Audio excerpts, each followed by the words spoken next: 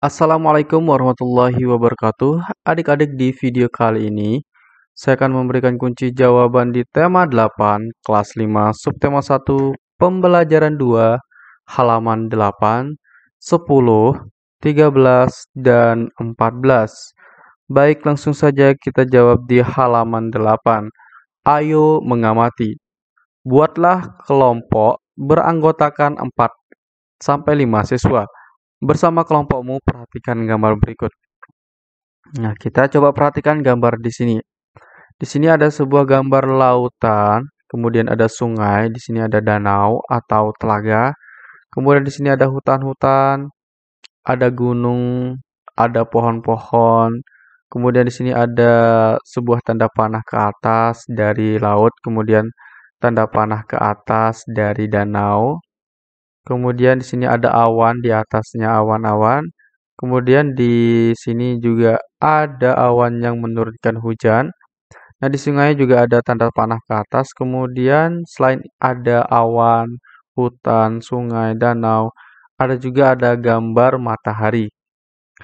Nah, kemudian kita geser ke bawah. Di sini kita pertama yang satu ceritakan gambar di atas. Kita diminta untuk menceritakan gambar di atas. Kemudian kedua, proses apa sajakah yang terjadi pada gambar tersebut? Coba jelaskan, ceritakan hasil pengamatan kelompokmu, lakukan bergantian dengan kelompok lain. Baik, untuk menjawab atau menceritakan kejadian yang ada di atas ini, maka di sini saya sudah siapkan untuk jawabannya.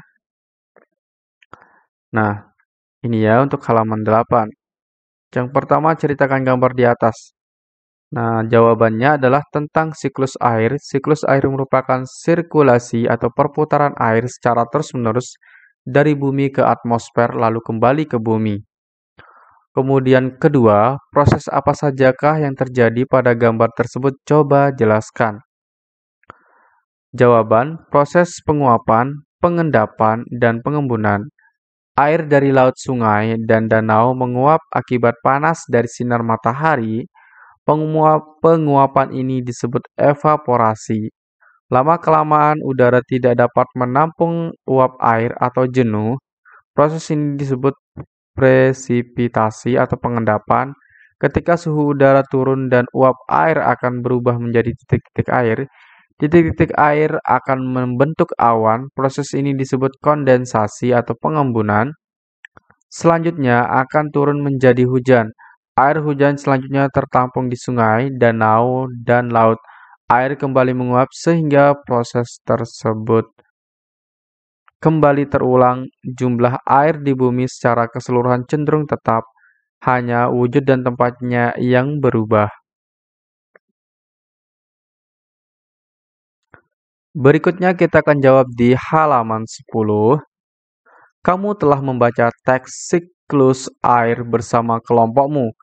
Gambarlah bagan sesederhana karyamu sendiri untuk menjelaskan siklus air.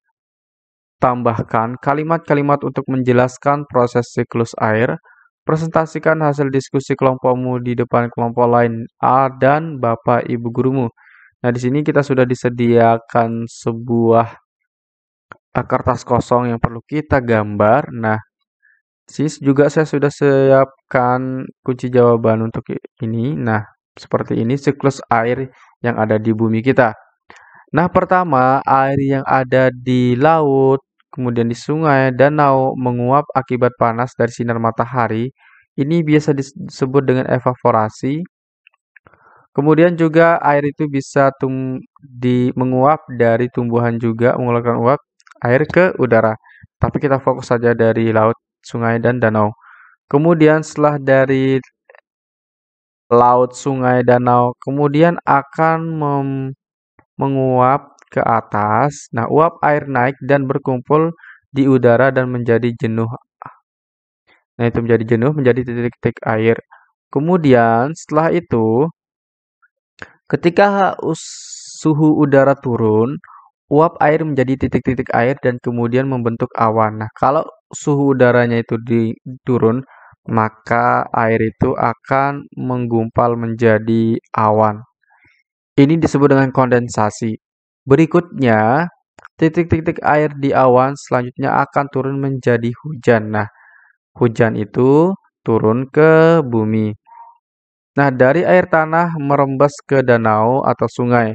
Air hujan yang air hujan yang ada di sungai dan danau atau danau akan menambah jumlah air di tempat tersebut.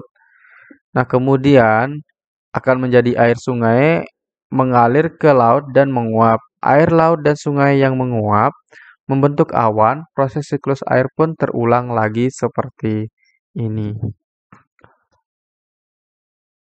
Sekarang kita akan menjawab di halaman 13 dan nanti kita lanjutkan di halaman 14.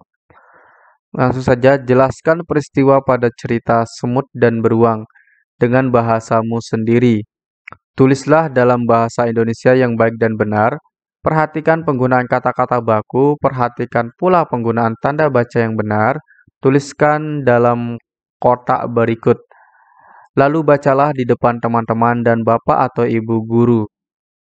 Urutan peristiwa pada cerita semut dan beruang. Suatu hari, Berry si beruang mengeluh karena mata air terlihat semakin sedikit. Berry si beruang melihat seekor semut hitam berjalan membawa guci untuk mengambil air di dalam air tersebut. Berry mengancam semut, namun semut hitam kecil itu tidak memperhatikan ancaman Berry. Berry beruang marah dan mencari semut, namun tidak ketemu. Akhirnya, dengan jengkel, Berry kembali ke sarangnya di dekat pohon oak. Semut-semut yang menunggu di lembah semut gelisah karena kehausan. Akhirnya, semut-semut yang haus berbaris menuju mata air. Salah satu semut melihat guci air milik semut hitam yang tergeletak di jalan. Mereka berpikir semut hitam telah mendapat masalah. Seekor kelinci mencoba melarang semut agar tidak pergi ke mata air tersebut. Akan tetapi, semut-semut itu tidak takut dan akan pergi menuju sarang beruang. Di tengah jalan, seekor tupai mengingatkan semut agar tidak ke rumah beruang yang sedang marah. Semut-semut tersebut tidak peduli dan menuju sarang beruang. Sampai di depan pohon oak tua tempat sarang beruang, mereka menggali sebuah lubang. Seekor tikus tanah yang juga pernah diancam beruang membantu semut menggali jebakan. Berry beruang kembali ke sarangnya dalam keadaan kenyang.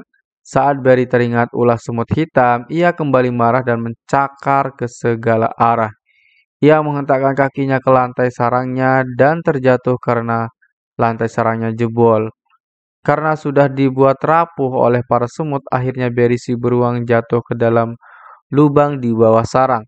Semut-semut itu akhirnya hidup damai di lembah semut. Semut hitam saudara mereka juga sudah kembali ke rumah. Ternyata ia hanya terpeleset di jalan. Para semut akhirnya bebas pergi mencari makan dan minum di hutan. Itu ya urutan cerita dari cerita di atas.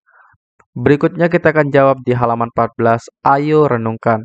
Apa yang telah kamu pelajari hari ini? Jawabannya, hari ini saya belajar tentang peristiwa atau tindakan dalam bacaan, tangga nada, dan siklus air. Nah, yang ini kamu nggak usah tulis ya. Yang ditulis mulai dari sini saja.